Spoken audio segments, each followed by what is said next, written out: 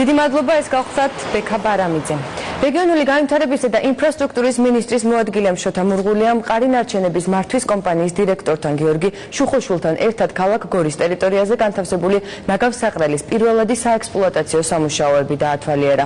გორის ნაგავსაყრელის მოწესრიგებისთვის კომპანიამ ტენდერი უკვე გამოაცხადა. ტენდერის შედეგად გამარჯვებული კომპანია ნაგავსაყრელზე გამშვებ ჯიხურებს განათავსებს, მოაწესრიგებს სანიაღვრეებს და წყლის სისტემებს, მოაწყობს სანიტარულ კვანძს და უსაფრთხოების ფარს.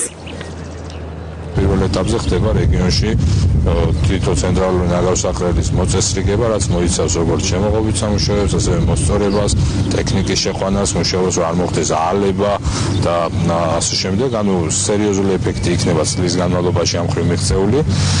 სხვა პატარა ნაგავსაყრელების ოპერირებას გამოდის ამ კომპანიის ფუნქციებში ეტაპობრივად და იქ მინიმალური სტანდარტებით მაინც იქნება ოპერირება გაწეული. დავაფუძნეთ გორში შიდა ქართლის რეგიონალური ოფისი, დაინიშნა კოორდინატორები, ადგილზე ოპერატორები ნაგავსაყრელზე.